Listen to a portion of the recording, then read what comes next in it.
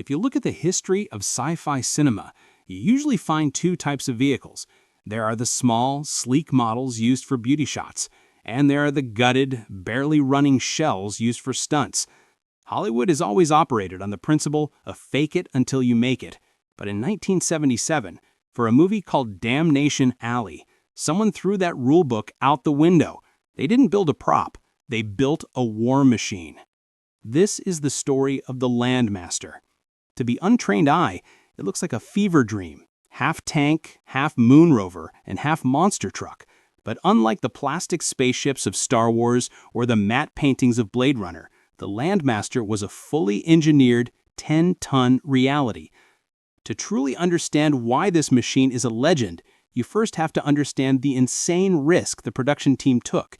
In a typical blockbuster, you build duplicates. You have a hero car for close-ups, a stunt car for jumps, and maybe a shell for interior shots. But for Damnation Alley, there was only one. Just one. That massive 12-wheeled steel beast you see crawling across the radioactive wastelands in the film, that is the single, solitary vehicle they had. There were no backups, no stunt doubles. If the Landmaster had suffered a major mechanical failure during the shoot, the entire movie would have collapsed. The production was effectively betting millions of dollars on the reliability of a custom-built prototype. It was a logistical tightrope walk that would terrify any modern producer. And it wasn't cheap. In 1976, while the studio was busy counting pennies, the Landmaster racked up a construction bill of roughly $350,000. Adjusted for inflation, that is an astronomical amount of money for a single prop. But looking at the specs, you realize they weren't paying for Hollywood magic. They were paying for military-grade fabrication. This thing was colossal. It stretched nearly 35 feet long and stood 12 feet tall, looming over the cast like a prehistoric beast. And it wasn't made of fiberglass or plywood. The body was constructed from heavy-gauge steel, with armor plating that reached 3/8 of an inch thick in some places. It was built with the genuine intention of being unkillable. The most striking feature, of course, was the wheels. The designers utilized a tri-star wheel arrangement, 3 tires mounted on a rotating triangular hub. At first glance, it looks like sci-fi nonsense, something drawn by an artist who didn't understand physics. But it was actually a stroke of engineering genius. On flat ground, the Landmaster rolled on 8 wheels. But when it encountered a boulder, a downed tree, or a crater, the entire triangular hub would rotate, allowing the vehicle to literally step over the obstacle. It didn't just drive over terrain, it climbed it. Steering a 35-foot-long rigid metal box should have been impossible. If you put standard steering on a vehicle that long, it would need a parking lot the size of a football field just to turn around. So the engineers did something radical. They installed a massive hydraulic articulation joint right in the middle of the chassis. The Landmaster steered by breaking its own back. Huge hydraulic rams forced the front and rear sections to pivot against each other, allowing this 10-ton giant to twist like a snake. The result was a turning radius surprisingly tight for its size, about 35 feet, allowing it to navigate canyons and city streets that would have trapped a normal truck. The crew had so much faith in this over-engineered monster that they didn't treat it with kid gloves. In fact, before filming even started, they wanted to see what it could handle. In a move that sounds almost criminal for a $350,000 asset, they launched the Landmaster off a 25-foot jump. Any other movie car would have snapped its axles and crumpled on impact. But the Landmaster? It slammed into the dirt, the suspension soaked up the massive G-forces, and it kept rolling as if nothing had happened. It was practically indestructible. And that leads to the funniest irony of the whole project. The script of the movie required the Landmaster to be a bit of a junker, a vehicle held together by hope and duct tape, constantly breaking down in the wasteland. But in reality, it was built so well that the actors and crew were safer inside the Landmaster than they were in their own rental cars. It was a survival vehicle built for a fake apocalypse that probably could have survived a real one. History is often written by the winners. And in the summer of 1977, the winner was undeniable.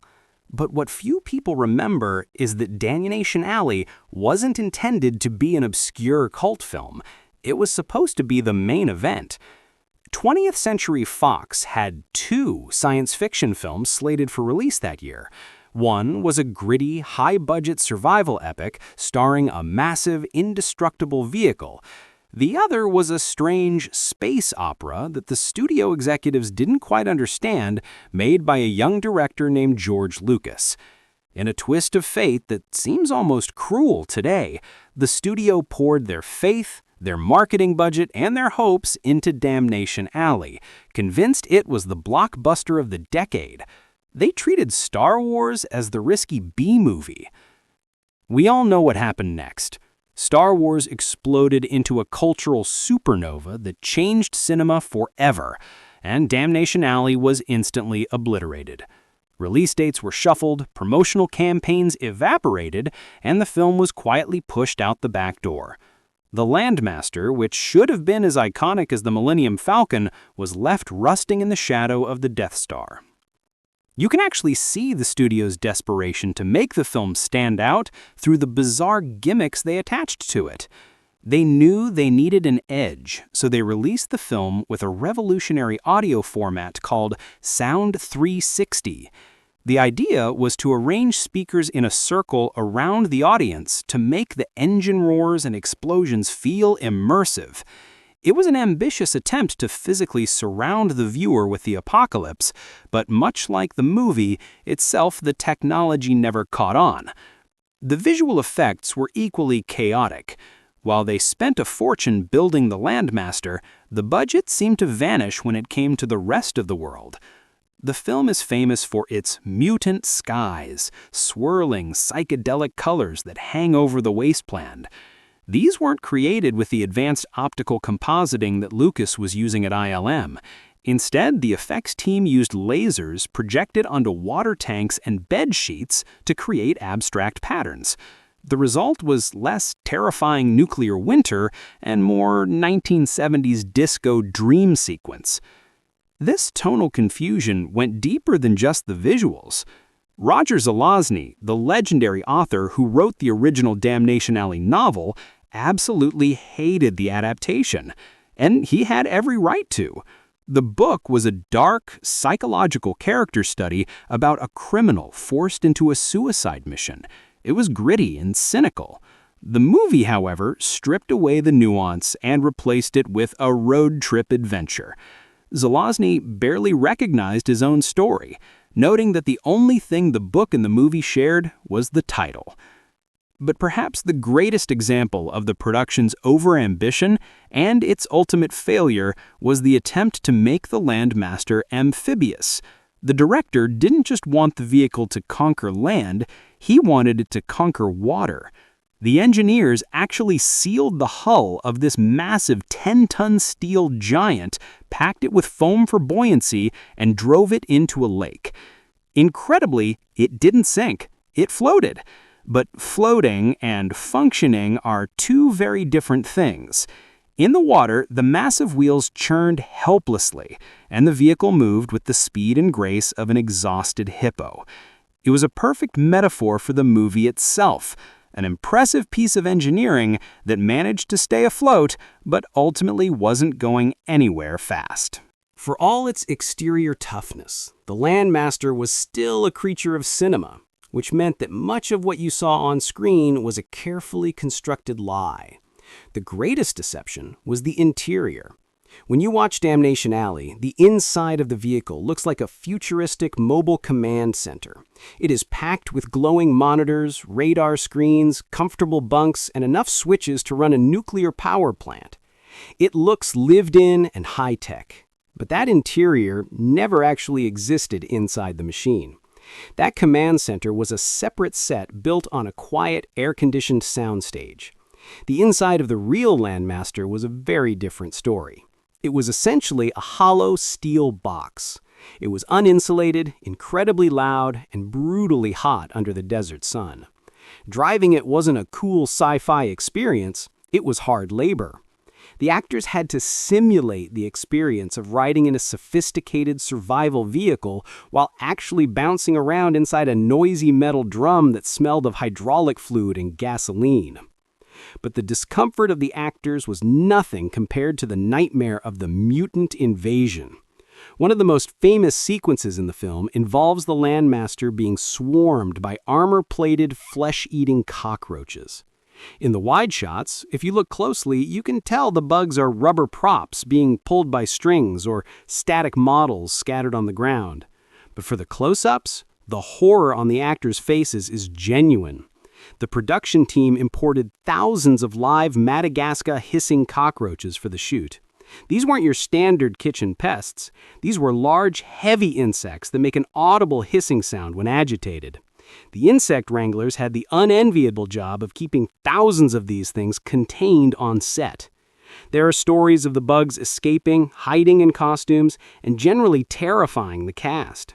When you see a cockroach crawling across a dashboard or twitching its antenna in a close-up, you are looking at a real, living creature sharing the stage with the actors. And then there was the manufactured drama of the vehicle itself. This brings us to the strangest contradiction of the entire movie. The scriptwriters felt that a 12-wheeled, indestructible tank was too safe. To create tension, they wrote scenes where the Landmaster constantly breaks down, loses parts, or suffers mechanical failures. The characters spend half the movie worrying if their ride will survive the next mile. The reality on set was the exact opposite. The Landmaster was the most reliable thing they had. While the crew's rental trucks struggled with the terrain and the camera equipment jammed in the dust, the Landmaster just kept chugging along.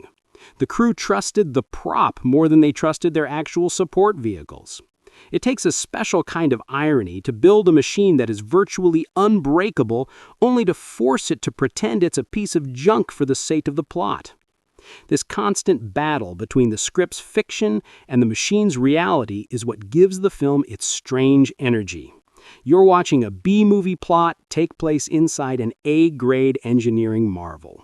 For all its exterior toughness, the Landmaster was still a creature of cinema, which meant that much of what you saw on screen was a carefully constructed lie. The greatest deception was the interior. When you watch Damnation Alley, the inside of the vehicle looks like a futuristic mobile command center. It is packed with glowing monitors, radar screens, comfortable bunks, and enough switches to run a nuclear power plant. It looks lived in and high-tech. But that interior never actually existed inside the machine. That command center was a separate set, built on a quiet, air-conditioned soundstage. The inside of the real Landmaster was a very different story. It was essentially a hollow steel box. It was uninsulated, incredibly loud, and brutally hot under the desert sun. Driving it wasn't a cool sci-fi experience, it was hard labor. The actors had to simulate the experience of riding in a sophisticated survival vehicle while actually bouncing around inside a noisy metal drum that smelled of hydraulic fluid and gasoline. But the discomfort of the actors was nothing compared to the nightmare of the mutant invasion. One of the most famous sequences in the film involves the Landmaster being swarmed by armor-plated, flesh-eating cockroaches. In the wide shots, if you look closely, you can tell the bugs are rubber props being pulled by strings or static models scattered on the ground. But for the close-ups, the horror on the actors' faces is genuine. The production team imported thousands of live Madagascar hissing cockroaches for the shoot. These weren't your standard kitchen pests. These were large, heavy insects that make an audible hissing sound when agitated. The insect wranglers had the unenviable job of keeping thousands of these things contained on set. There are stories of the bugs escaping, hiding in costumes, and generally terrifying the cast. When you see a cockroach crawling across a dashboard or twitching its antennae in a close-up, you are looking at a real, living creature sharing the stage with the actors. And then there was the manufactured drama of the vehicle itself. This brings us to the strangest contradiction of the entire movie. The scriptwriters felt that a 12-wheeled, indestructible tank was too safe. To create tension, they wrote scenes where the Landmaster constantly breaks down, loses parts, or suffers mechanical failures. The characters spend half the movie worrying if their ride will survive the next mile. The reality on set was the exact opposite. The Landmaster was the most reliable thing they had. While the crew's rental trucks struggled with the terrain and the camera equipment jammed in the dust, the Landmaster just kept chugging along. The crew trusted the prop more than they trusted their actual support vehicles. It takes a special kind of irony to build a machine that's virtually unbreakable, only to force it to pretend it's a piece of junk for the sake of the plot. This constant battle between the script's fiction and the machine's reality is what gives the film its strange energy. You are watching a B-movie plot take place inside an A-grade engineering marvel.